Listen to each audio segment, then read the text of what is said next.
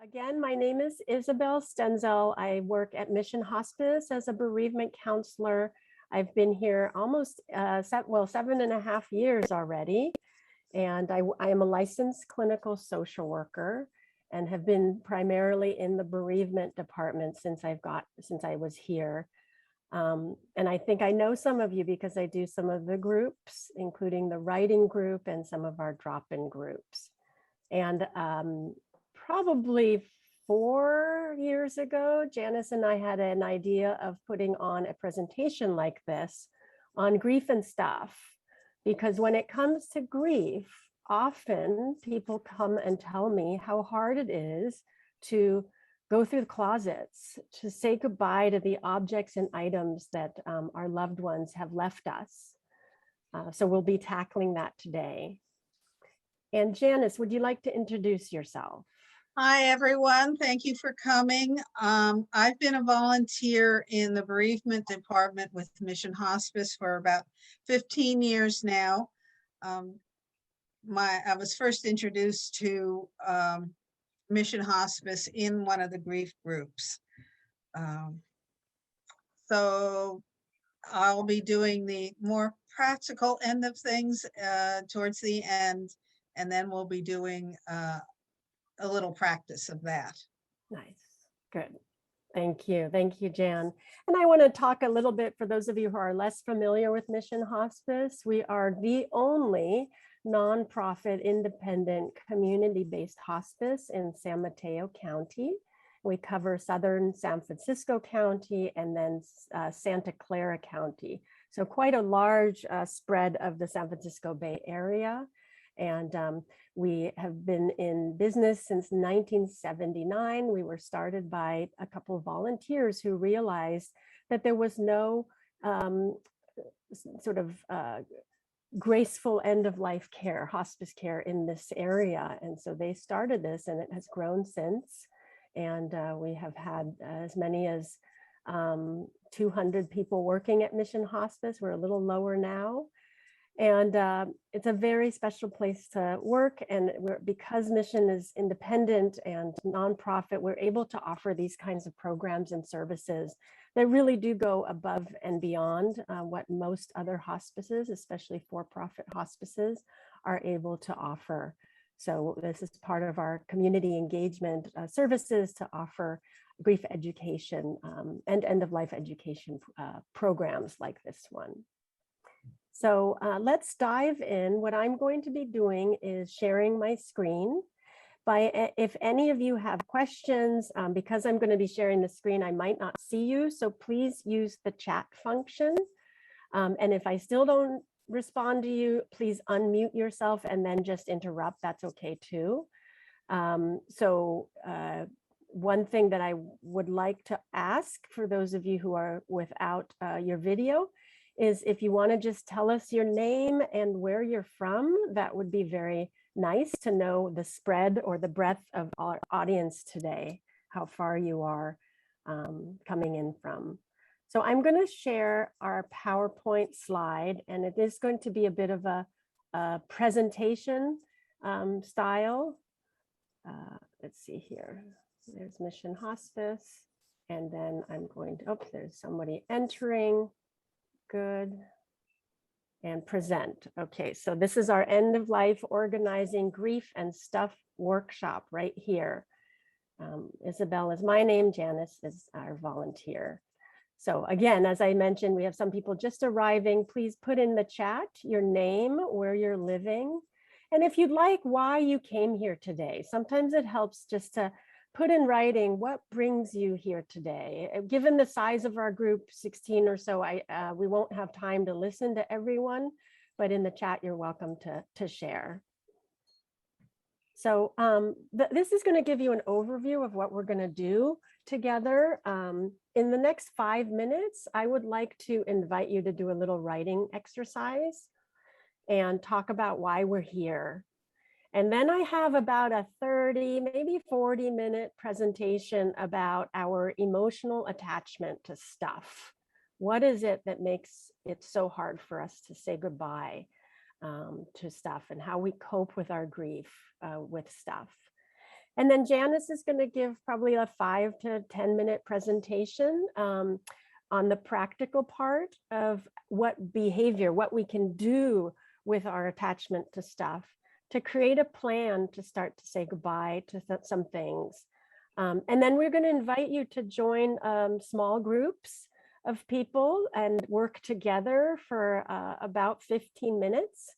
And just as if we were in a room together, you're going to kind of join a small breakout room and connect to someone and talk about your plan for your belongings and your loved ones' belongings.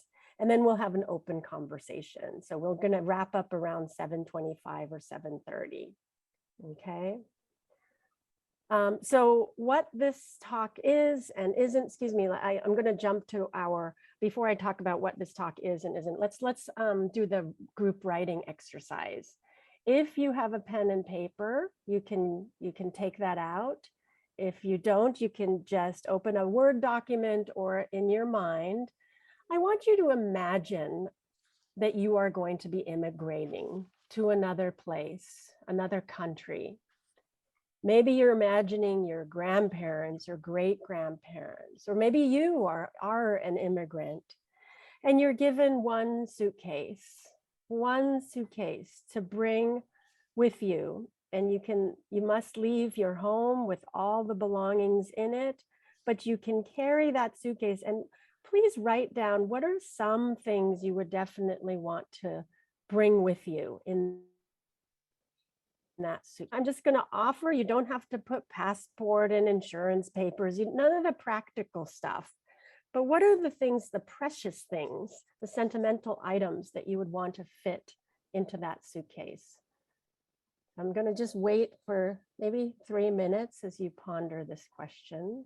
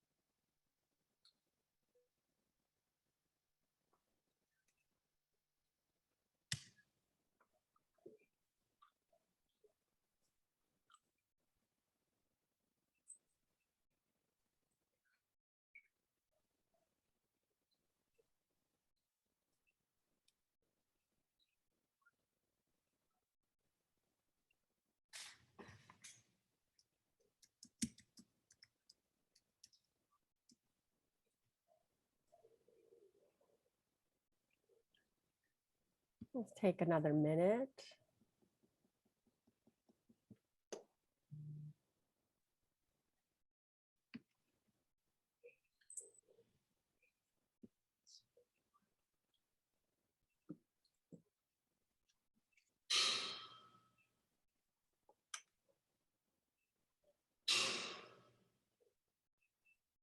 Okay, I'd invite you to finish up your list.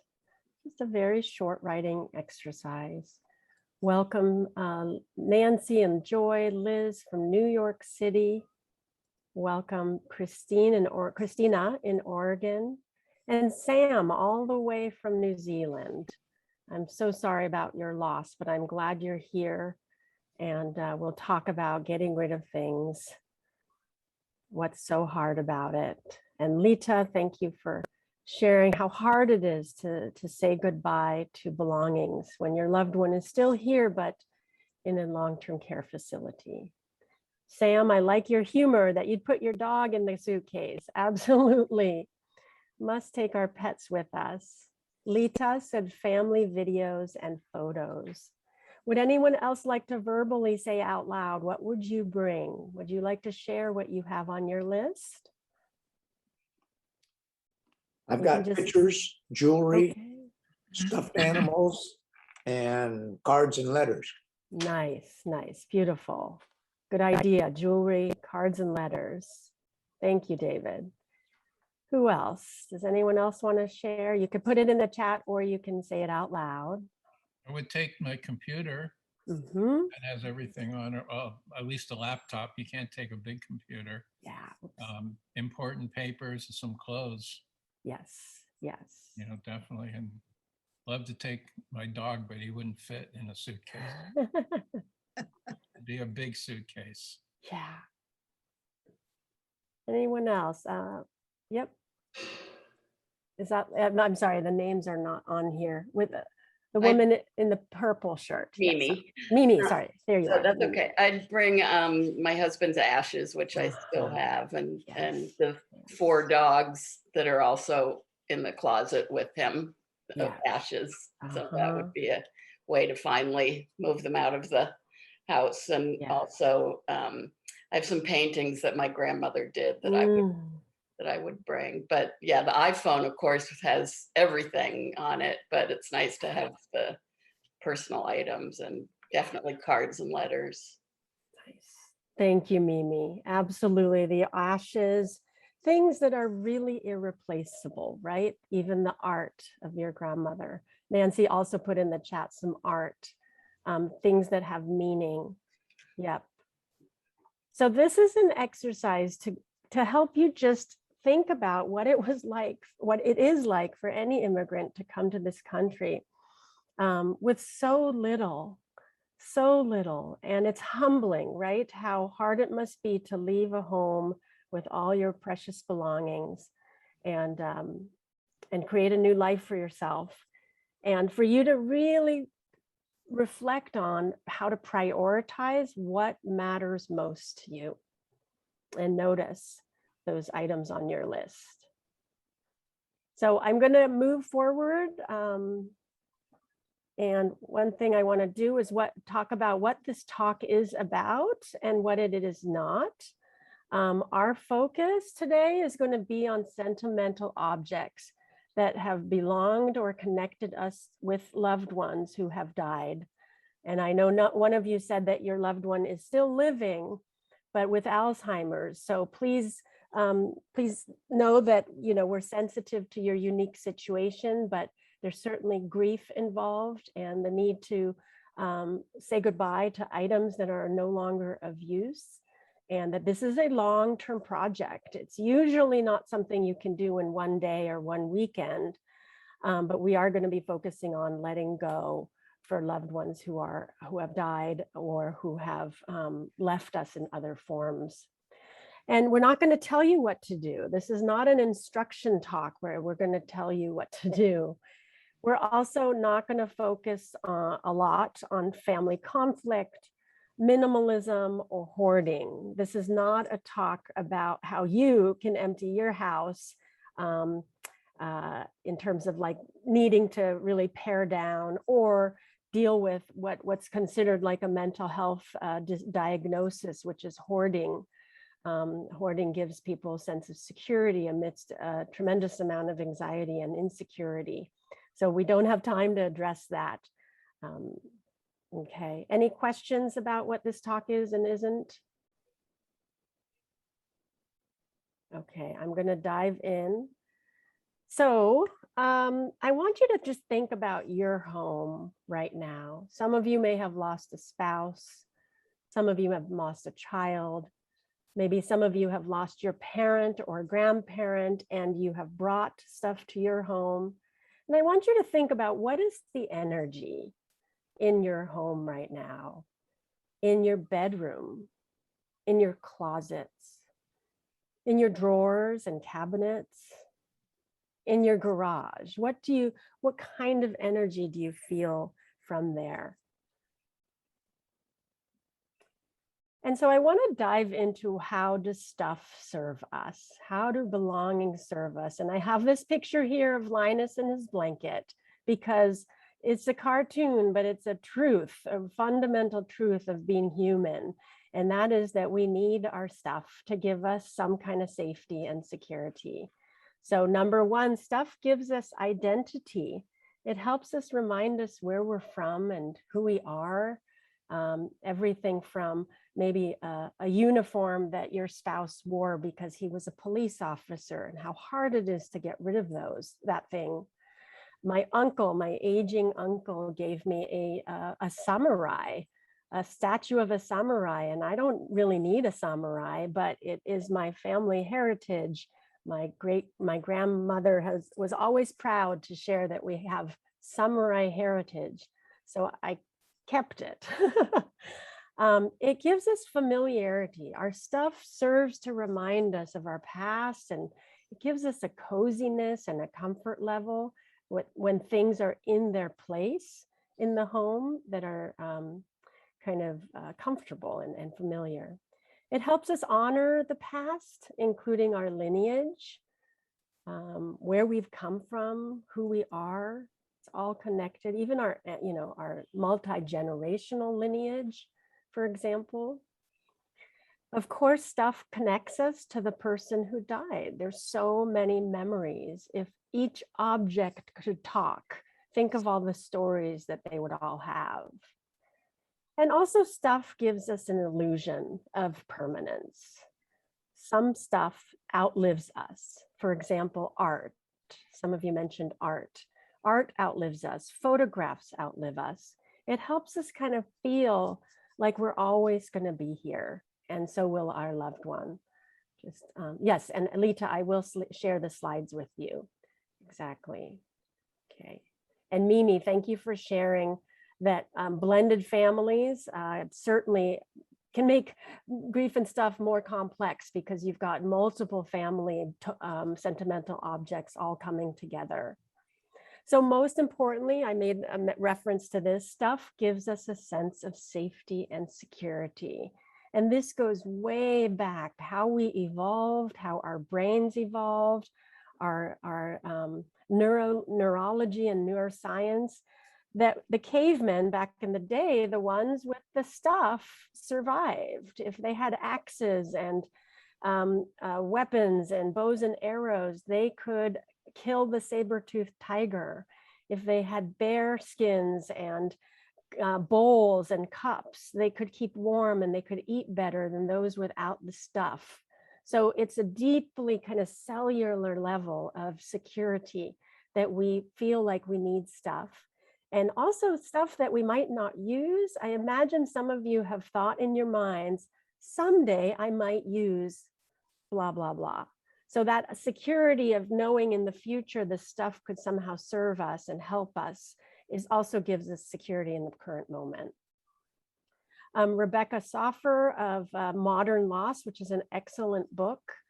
She writes, I took a quote from her book, during that time, neither of us could bring ourselves to go through her belongings. This was my first encounter with the many knots that form with all the stuff, trivial and critical, sentimental and surprising, valuable and not, that loved ones leave behind.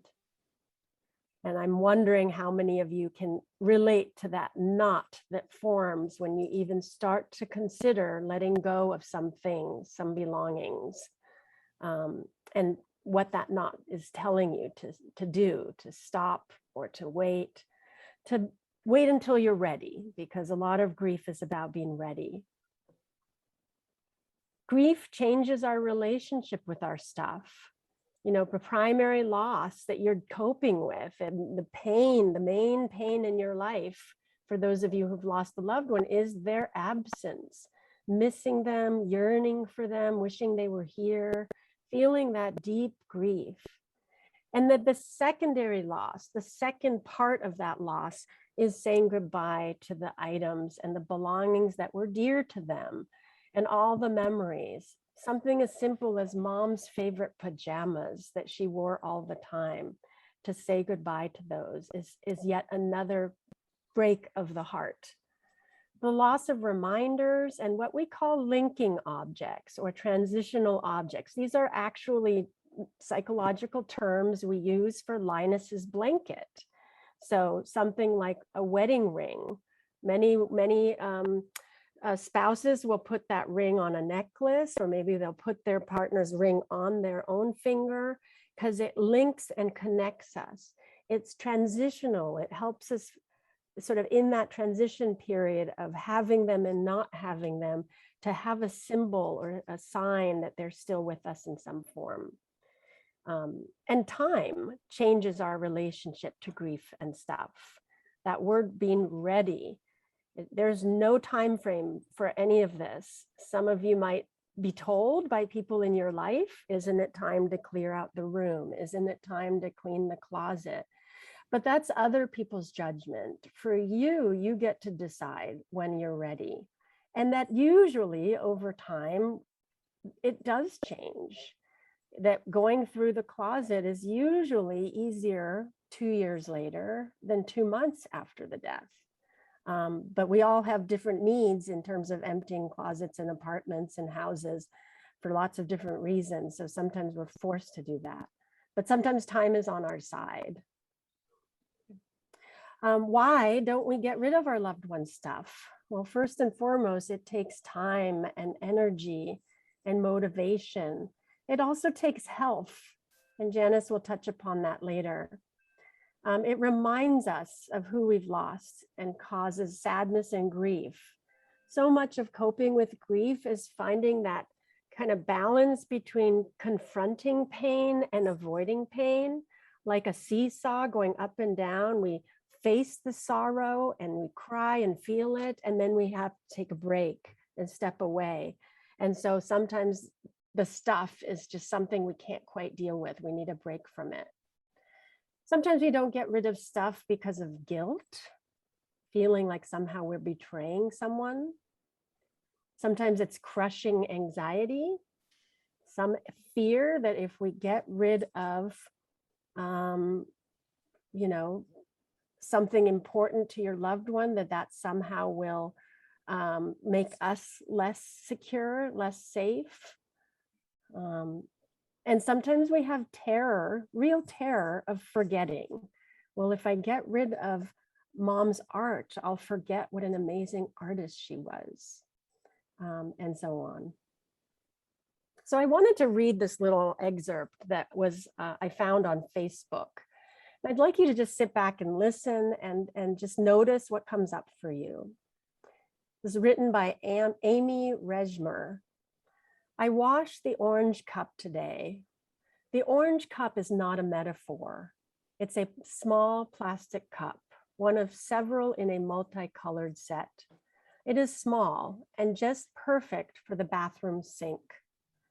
It's just big enough for a sip of water in the middle of the night or to wash down daily meds. I had not washed it since before January 1st. Before you get too grossed out, I had not used it either. You see, that little orange cup is the last thing in the house that Mark's lips touched on January 1st before he was loaded onto an ambulance, never to return. I had picked up the orange cup several times before, thinking it was time to wash it and put it away. But each time it wasn't. I would hug that little cup, cry a little, or I would hug that little cup, cry a little or a lot, and return it to the counter next to the sink. It wasn't time to wash it until today. Today, I washed the cup. When my mother died, her house coat or bathrobe was hanging on the back of the door in the bathroom. When Dad died 5 years later, it still hung in the same spot. He had given away or tossed a lot of Mom's items, but just not that house coat. Had he lived another 10 years, I think it may still have been there, or maybe not. Deep, profound grief is just weird. So keep that in mind when you wonder why grieving people do or don't do what you think they should, or what seems normal. Grief is really weird. They're just not ready to wash the cup. So this is such a great example of inside of us when we're grieving, and the little meaning of little tiny insignificant things like a plastic cup that means so much. And that at some point, this woman, Amy, was ready, but not for a long time. So I want to talk a little bit about grief and what is grief. I think you can all define this yourself. But grief is this is the way I define it. Grief is the normal, and I emphasize that word.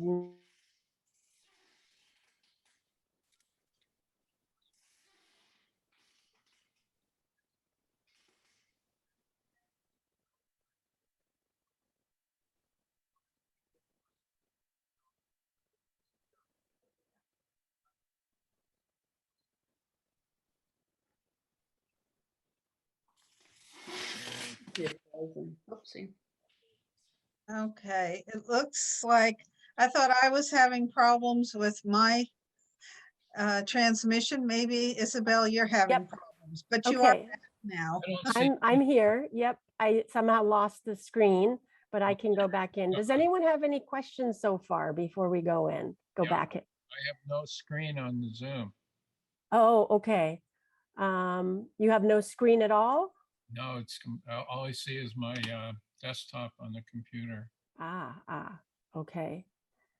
I'm sorry, I don't have the time to go through the technical challenges. I'm just going to encourage you to just listen, and we will be giving the slides out afterwards. And so, Here, I got it back. okay. I just relogged into the Zoom link. Perfect. Okay. Well, I just wanted to emphasize with this slide is that we're biologically wired to attach to people that help us feel safe and secure, but also, like I said before, to belongings, to stuff. That there's a survival advantage to some of our stuff. And I also say grief is the form love takes when someone we love dies. And therefore, when we love the person, we love their belongings and how hard it is to detach from their belongings. So I put this down here just to give you to do when we're grieving. What is asked of us as we're grieving? And I just want to be clear, grief an instruction list. It's not something you can just check off and be done with. It's a process. So number one, we experience the strong emotions around grief. We have to feel grief to move through grief. If you don't feel it, you can't heal it. That's the old saying. We have to accept the reality of the loss, and that can take time. And I don't mean just intellectually accepting it, but really, truly in our hearts, in our soul, know that this person is gone and they are not coming back. And in the beginning of loss, it can be really hard to it can be natural to protest that and fight it and not want to believe it. And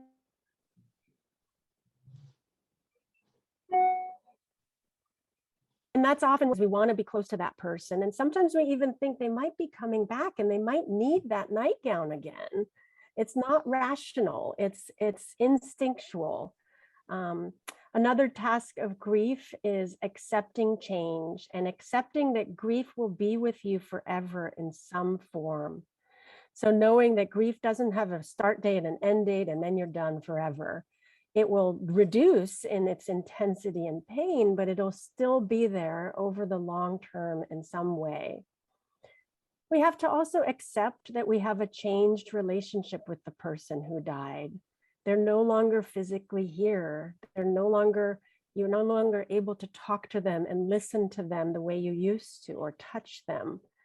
But many people, and this can be very helpful in grief, have a changed relationship, a spiritual, emotional kind of relationship with the person where you think about them, you remember the memories. Maybe you even ask them questions. What should I do tomorrow? Should I buy a new car or should I not? We think about these people in a way to keep them guiding us in our life in some form. Not everyone does that, but many people do. Another task of grief is to re-engage in life.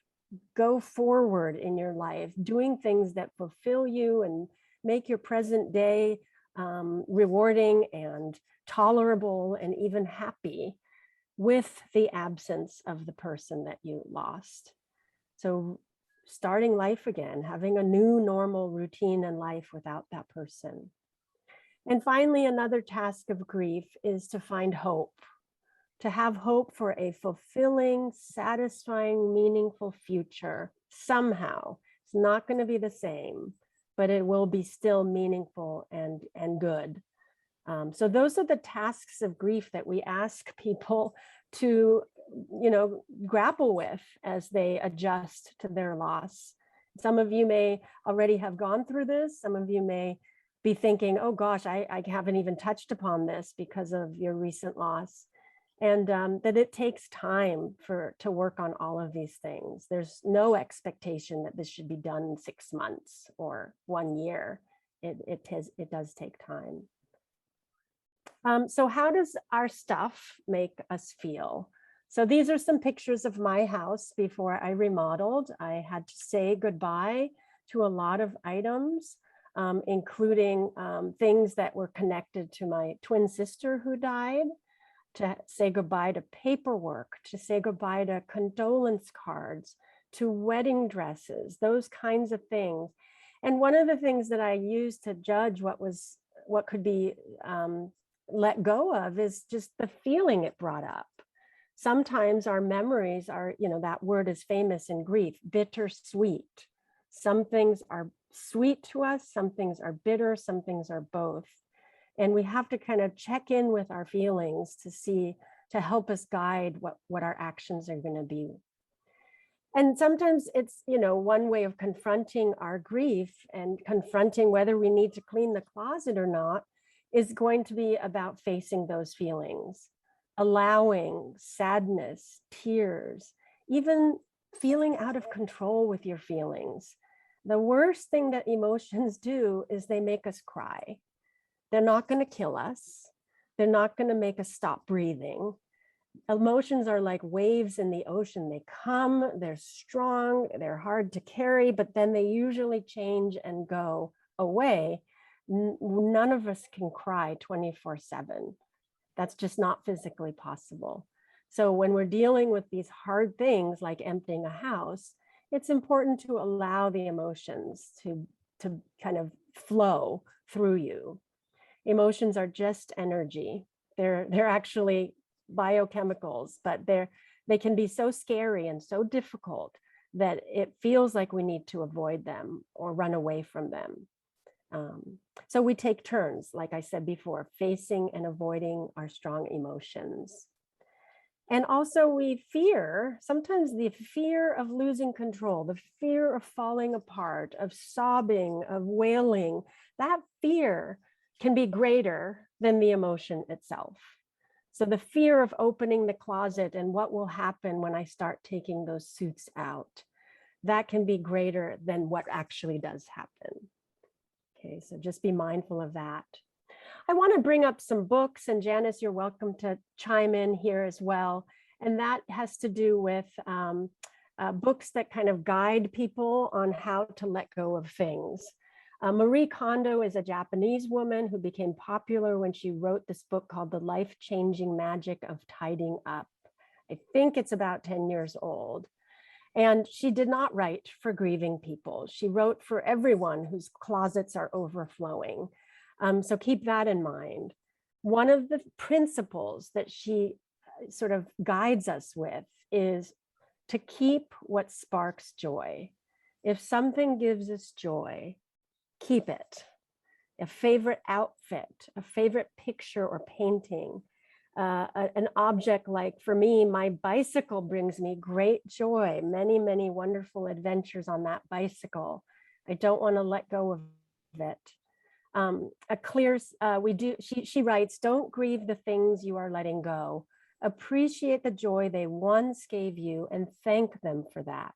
You can make room for other items that bring you joy. So again, the Japanese way is to appreciate and also show gratitude for the role that these items played in your life and your loved one's life, and then let go. And then finally, a clear space. Think about what it feels like to have a cleaner and clearer room or closet or desk. That often helps us in many ways. It gives us mental and emotional clarity. And Janise, I'm going to invite you to talk about the other two books, if you don't mind. Okay. The Gentle Art of Swedish Death Cleaning by Margareta Magnusson is a practical and book of good cheer. It brings good cheer to the topic of clearing out the house. Dostadning is, I don't know if that's correctly pronounced, but that's the Swedish word that means death cleaning. And this is a tradition that she is writing about. She is an author and an artist, and she's written this little book, very, very little book, but it's very helpful. And she has such a nice approach, very practical. To me, practical is helpful. She sees it as a long-term process rather than the short-term process Kondo brings to the task. So that can be very helpful, just to know that this doesn't have to be done with a deadline. Uh-oh, Janice, I don't know if anybody else is having a hard time hearing Janice. Are you there, Janice? can you hear me at all? Hello? Fine over here. I can hear you. Yes. Okay. I've been having problems with my Go for it, Janice. with I'm my sorry, I connection, but- lost you for a while, but go ahead, go Okay. ahead. Okay. So as it notes on the screen, the author is Swedish and she refers to auction houses, but there are professional organizers here in the States. There are other ways of dealing with disposing of items, and there's going to be a resource list at the end. And then the other book, Outer Order, Inner Calm, is by Gretchen Rubin. Do you have that slide, Isabel? Maybe I've lost her. No, I'm here. Okay. I'm Okay. there it is. Okay.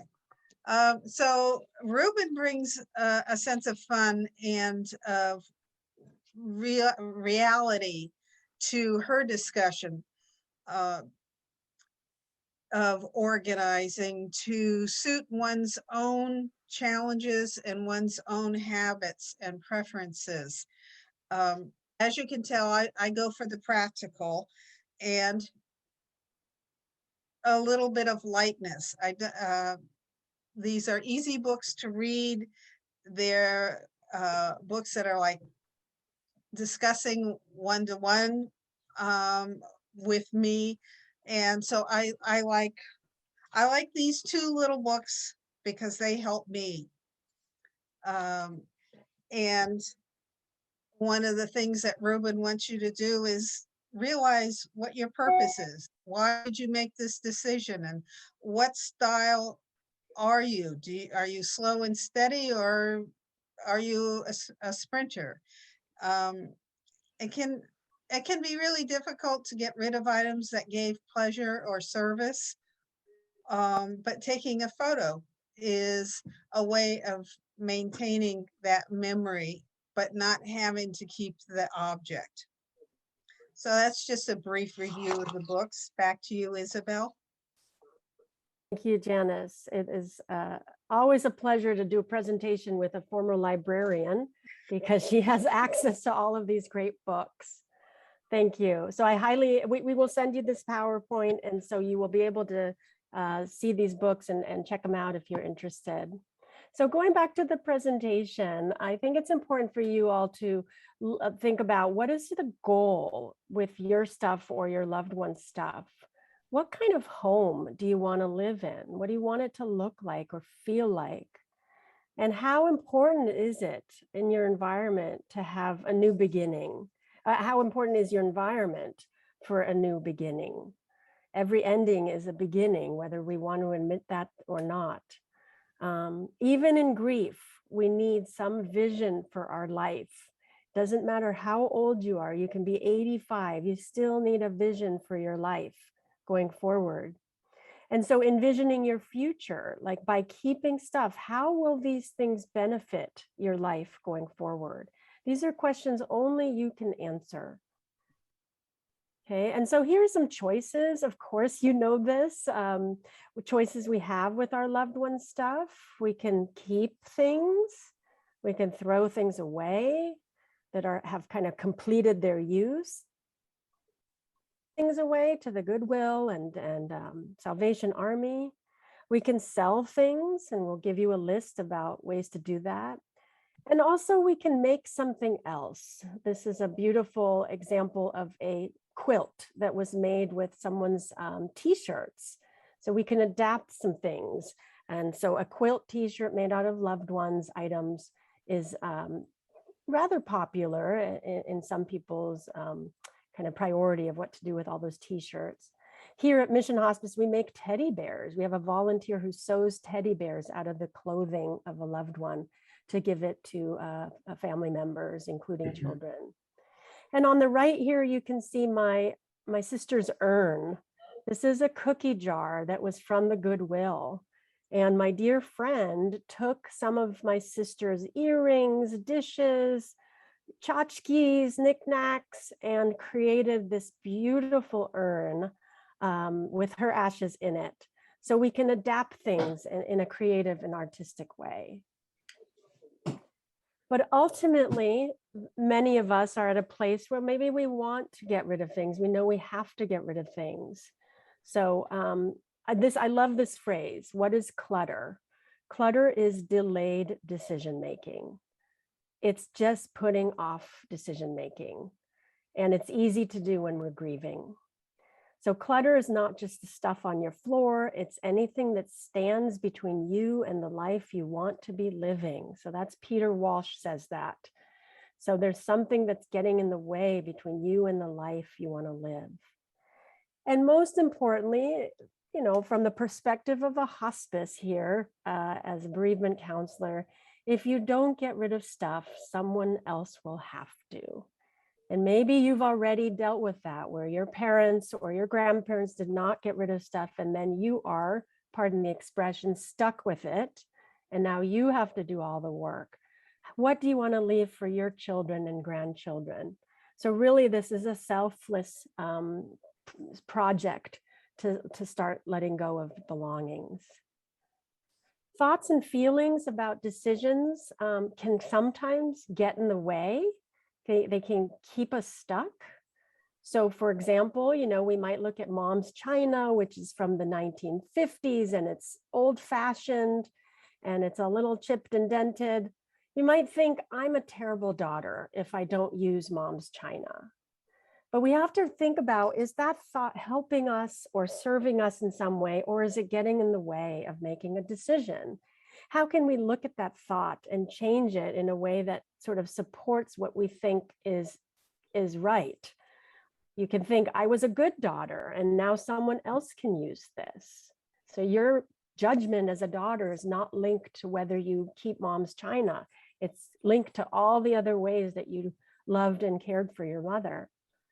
Imagine what the loved one will feel if we let go of their awards or their medals or things that kind of were important to them. And we have to reframe that in ways that process to move. And that is, she can't be mad at you. She'll understand. Okay. Also, some people have said how painful it is to get rid of stuff because it feels like you're erasing the person. You're removing their existence in the material world. But on the other hand, another thought that we can counter to that is he or she is always with me. They're always with me in some other form, not in a material form. Another thought that can make it hard to let go of things is that's all I have left of her. That's all I have left. And another way to counter that thinking is, how is your loved one's legacy defined by her stuff? So imagine your great-great-grandparent. I don't know about you, but I don't have any belongings from my great-great-grandparent, but I certainly have their legacy, their stories, their professions, the ways that they live their life. Those continue to shape my image of them, not what material objects they left behind. We do let go. Letting go is such an easy word to say, right? We let go. But letting go mentally and emotionally is really hard. That's what grieving is. It is saying goodbye, is knowing that all things have and people and beings have a beginning and end. So there was a grief researcher who actually studied bereaved people. And he found that this is kind of academic here, the use of a deceased person's possessions for comfort predicted less of a decrease in grief-related symptoms over time. Attachment through fond memories was related to less grief distress. So let me say that again. So if you are strongly attached to a person's belongings, it does not necessarily help you heal your grief over time. Attachment to fond memories and stories, and again, legacy, who that person was, what they meant to you, that kind of attachment is actually related to improving and healing your grief. So again, memories and stories are vital in helping us let go of material possessions. That's why I do a writing group to help people record and document the stories of their lives with their loved one. And even sometimes that includes stories of belongings, where they came from, what they meant, what they did with them. And finally, the bottom line is how important it is to focus on the internal spiritual and emotional bond that we have with the person that's beyond their stuff. So how do we let go? Sometimes it helps to have a ritual. A ritual is like a ceremony where we sort of decide we're going to start to let go and we're going to end letting go in a kind of tangible activity. So we might burn letters, we might break things, let go of that dish that meant so much to your loved one, but it's time to say goodbye, and it's not meant for other people. It's just an ending to the story it had between you and your loved one. You can thank or bless your possessions, like Marie Kondo said.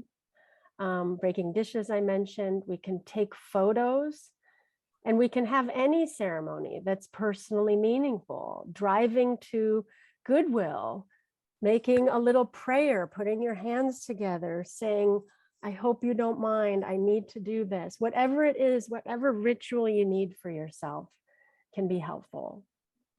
So we keep what's beautiful, what's useful, what's needed, what brings us joy and comfort.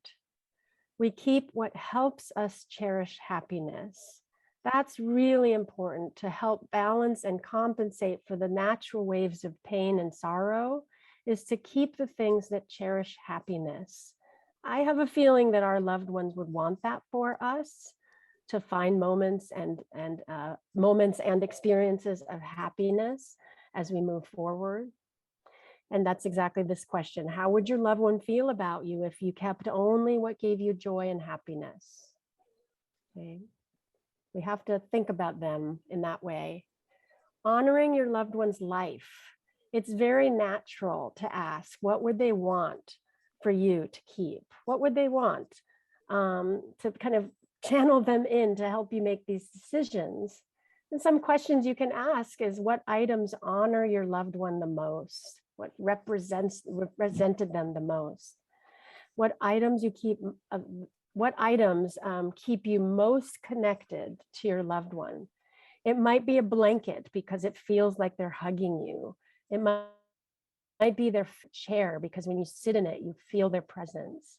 It might be their military certificate because they were so proud to be a vet. Whatever connects you to them is something worth keeping. And more importantly, what would your loved one want their legacy to be? I talk a lot about legacy because we need that to continue the story of our loved one. And for you as a survivor to be a steward for that legacy. And as I said before, not only their stuff. So just a very brief note, I'm going to talk about family conflict, and Janise is going to touch upon it briefly as well. And that it's very natural in early grief, I call this acute grief, I call that maybe the first 6 months after a loss, that emotions run high. We are naturally irritable, easily frustrated, have a low threshold for frustration and anger. That's just the nature of grief. It's the nature of really strong stress, and grief is a form of intense stress. So I just lay that out there because it's really easy to start having conflict with family members. And also, everyone deals with grief differently. Some people are comforted by all of mom's belongings in the house. Some people feel tremendous pain by all of mom's belongings in the house. And to try to understand how each family member is coping with the grief differently, and be as respectful as possible, just because they're not doing it your way. We already got a chat about blended families being complex. Possession, value of the relationship, blended finances, that makes conflict. So communication, that's all I can emphasize here, of how important it is to talk openly and honestly about using I statements, using sort of maybe having family meetings, family phone calls, not to text or email, because sometimes that kind of communication can be misinterpreted and the tone is not easily apparent. So talking in person or by phone is so much more effective, I think, than texting. We can kind of take a step back in a family and look at what are the family values. What mattered most to the family as sort of not even one generation, but multi-family generations. Maybe fairness was a family value. If you came from a family with 7 children, you probably had to learn fairness, that you all got a piece of the cake, but no one got a bigger cake, things like that, or else all hell would break loose, right? So to think about what the family values are, and then agree together on the processes and strategies to adhere to those values and come up with fairness. In my uncle's family, who passed away last year, all the kids got stickers. So little tiny round stickers of different colors. And every family member went around the house and put stickers. So, you know, John was red and Mary was green and Jane was yellow. And they put stickers on the things they wanted.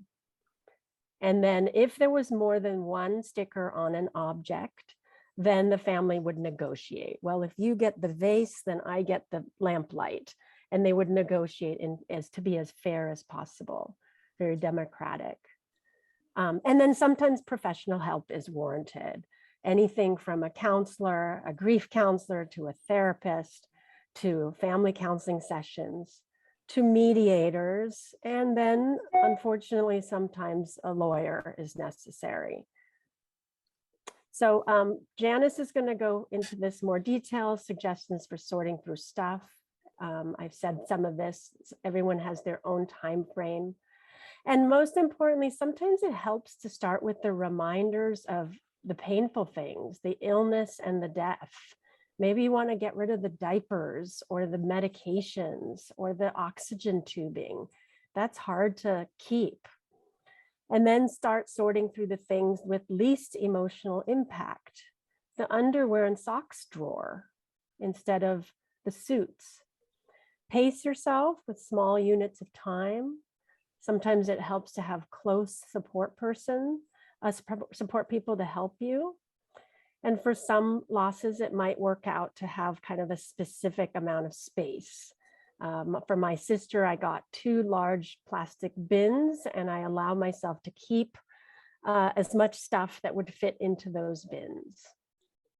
And everyone's different. Some people, that doesn't work for them.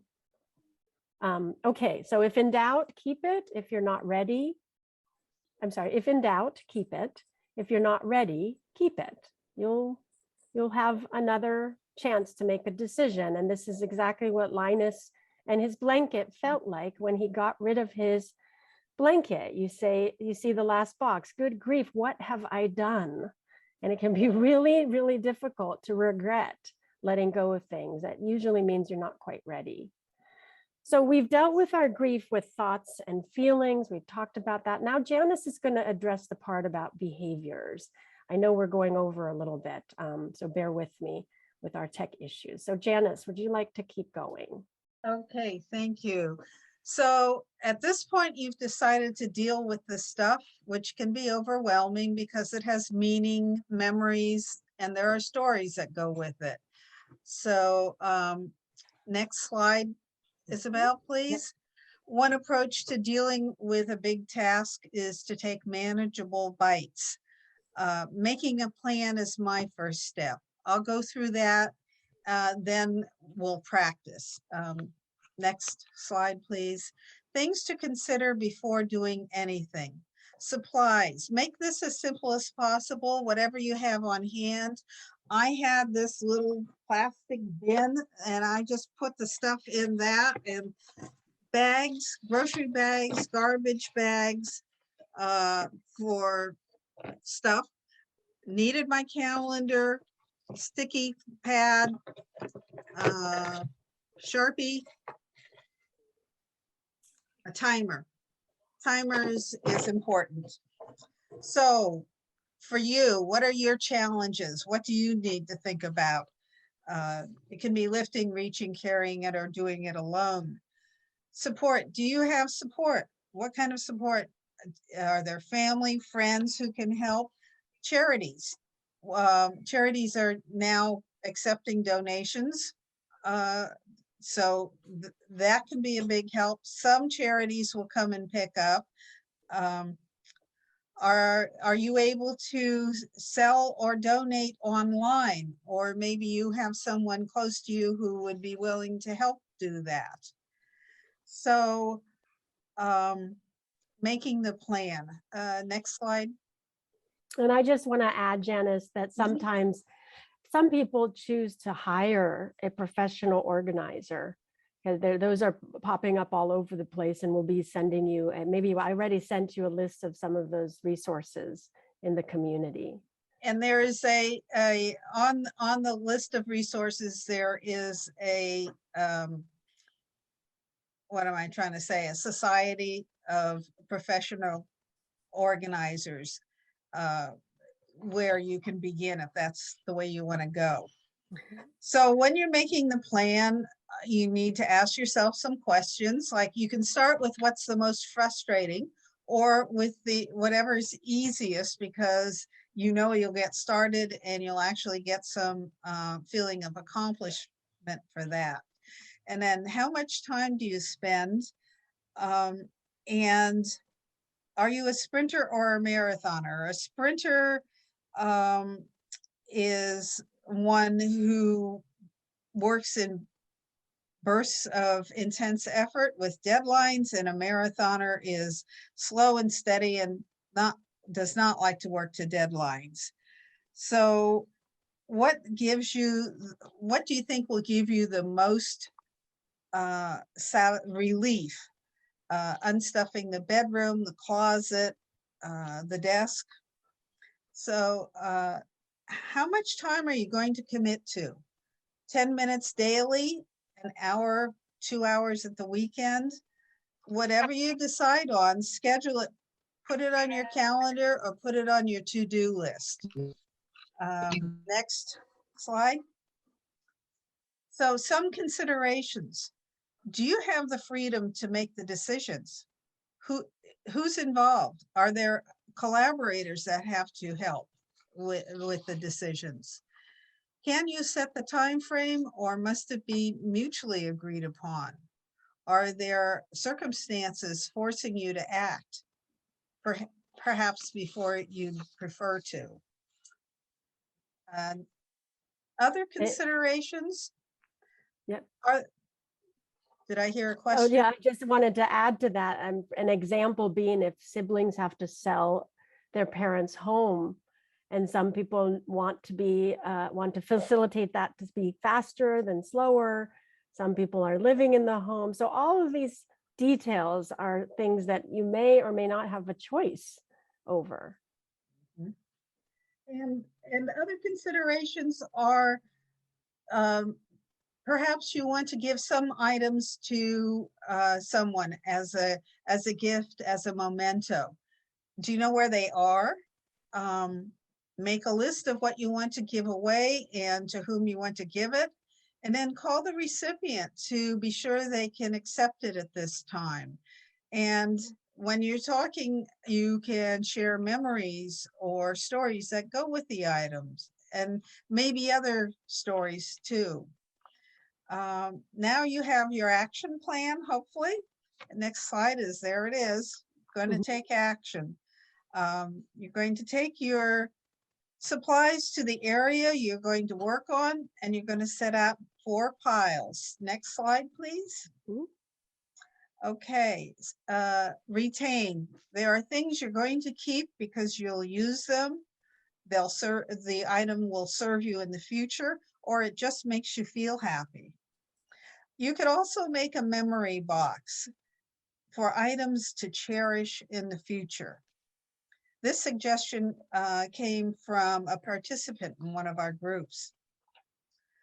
The release pile. These are things you're not going to use, that aren't going to serve you. So there are some things that you'll give away, either to someone who can use it or wants to cherish it, or to a donation, as a donation. There are also items you're just going to discard because they're old, junky, whatever. A repurpose pile, because there are some things that you can use for another purpose, and you still like it and want to keep it. And then the reserve pile. This is a pile of items that are still good, that you like or have emotional attachment to. You're not going to use it, but you're not ready to release it. So put the item in a box or a bin, label it with a date 6 months hence, and make a note on your calendar for future review, remembering all the time that the plan is to move stuff out. So you take each item at a time, remove the item, make the decision, put it in the appropriate pile, and you continue until the timer sounds. So at that point, your session for the day or whatever is almost done. Next slide. You're going to move everything out. This is part of the process. You're going things to the garbage, to the car for donations or gifts, to the reserve area because you want to look at it again in 6 months, or to the item's new home because you're going to use it in a different manner. Next slide.